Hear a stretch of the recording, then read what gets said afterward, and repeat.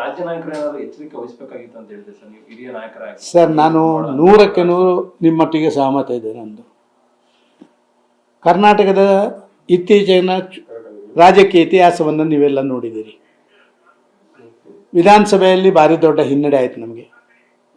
ನಾವು ಅದರ ಬಗ್ಗೆ ಯಾಕೆ ಆಯಿತು, ಏನಾಯಿತು ಅಂತೇಳಿ ಯಾವತ್ತೂ ಕೂಡ ನಾವು ಅದನ್ನು ಮಾಡುವಂಥ ಕೆಲಸ ಕಾರ್ಯಗಳನ್ನು ಮಾಡಲಿಲ್ಲ. ಆ ನಂತರ ನಮ್ಮ ಇಬ್ಬರು ಮುಖ್ಯಮಂತ್ರಿಗಳ ಪುತ್ರರು ಸೋತರು. ಆಗಲೂ ಕೂಡ ಇದು ಯಾಕೆ ಆಯಿತು ಅಂತ ಹೇಳುವಂಥ ನಾನು ವಿಮರ್ಶೆ ಮಾಡಲಿಲ್ಲ. ಇದರ ಬಗ್ಗೆ ನಾವು ಭಾರಿ ನೇರವಾಗಿ ನಮ್ಮ ಎಲ್ಲ ಹಿರಿಯರಿಗೆ ಹೇಳ್ತಾ ಇದ್ದೆವು. ಮೊನ್ನೆ ಚುನಾವಣೆ ಆಯಿತು. ದಾವಣಗೆರೆಯಲ್ಲಿ ಕಾಂಗ್ರೆಸ್ ಇಬ್ಬಾಗ ಆದ ನಂತರ ಕೂಡ ಅಲ್ಲಿ ನಮಗೆ ಸೋಲಾಯಿತು.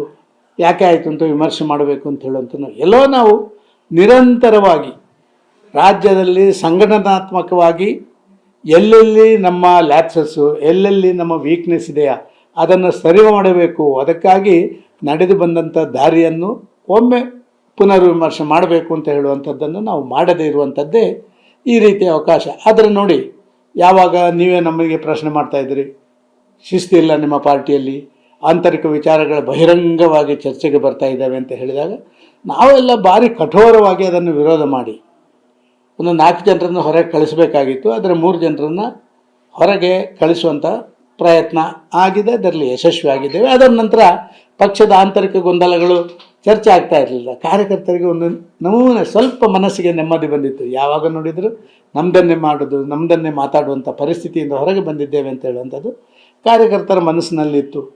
ಆದರೆ ಮೊನ್ನೆ ನಡೆದಂಥ ವಿದ್ಯಮಾನ ದೊಡ್ಡವರಿಗೆಲ್ಲ ಹೆಂಗಾಗಿದೆ ಮನಸ್ಥಿತಿ ಗೊತ್ತಿಲ್ಲ. ಆದರೆ ನಮ್ಮ ಆ ಕೆಳ ಹಂತದಲ್ಲಿರುವಂಥ ಸಾಮಾನ್ಯ ಕಾರ್ಯಕರ್ತ, ಪಕ್ಷ ನಂದು ಅಂತ ಹೇಳುವಂಥ ಭಾವನೆಯಿಂದ ಮನೆ ಮನೆಗೆ ಹೋಗಿ ಭಿಕ್ಷೆ ಬೇಡಿ ಮತ ತರುವಂಥ ಕಾರ್ಯಕರ್ತರಿಗೆ ಮನಸ್ಸಿಗೆ ತುಂಬ ಆಘಾತ ಆಗಿದೆ. ಮಾತಿನಲ್ಲಿ ವ್ಯತ್ಯಾಸಗಳು ಮತ್ತೊಂದು ಸ್ವಾಭಾವಿಕವಾಗಿ ಅಲ್ಲಿ ಆಗ್ತದೆ. ಆದರೆ ಆ್ಯಕ್ಚುಲಿ ಒಬ್ಬ ಶಾಸಕ ತನ್ನನ್ನು ತಾನು ಮಾರಿಕೊಳ್ತಾನೆ. ಒಂದು ಶಾಸಕ ತನ್ನ ಪಕ್ಷಕ್ಕೆ ಒಂದು ಮುಜುಗರ ತರುವಂಥ ಒಂದು ರೀತಿಯಲ್ಲಿ ಮನೆಗೆ ದ್ರೋಹ ಬಗೆದಂಥ ಕೆಲಸ ಕಾರ್ಯಗಳನ್ನು ಮಾಡಿದ್ದಾರೆ. ನಮ್ಮ ಪಾರ್ಟಿ ಅಂತ ಹೇಳಿದ್ರೆ ಪಾರ್ಟಿ ವಿತ್ ಡಿಫರೆನ್ಸ್ ಆಗುವಂಥ ಪರಿಸ್ಥಿತಿ ಆಗಿದೆ. ಅದನ್ನು ಹೇಗೆ ಸರಿ ಮಾಡಬೇಕು ಅಂತ ಹೇಳುವಂಥದ್ದನ್ನು ನಾವು ಯಾರು ಕೂಡ ಇದು ಮಾಡಿಲ್ಲ. ಪಾರ್ಟಿ ಒಂದು ರೀತಿಯಲ್ಲಿ BJPಯವರು ಖಂಡಿತವಾಗಿ ಅಡ್ಡ ಮತದಾನ ಮಾಡೋದಿಲ್ಲ, ಆ ಪಾರ್ಟಿ ವಿತ್ ಡಿಫರೆನ್ಸ್ ಅಂತ ಹೇಳುವಂಥ ಶಬ್ದವನ್ನು ಉಳಿಸ್ಕೊಳ್ತಾರೆ ಅಂತ ಇತ್ತು. ಆದರೆ ಕರ್ನಾಟಕದಿಂದ ಅದು ದಕ್ಷಿಣ ಭಾರತದ ಹೆಬ್ಬಾಗಿಲು ಎಲ್ಲೇ ಹೀಗೆ ಅದು ತುಂಬ ಮನಸ್ಸಿಗೆ ನೋವು ತಂದದ್ದು.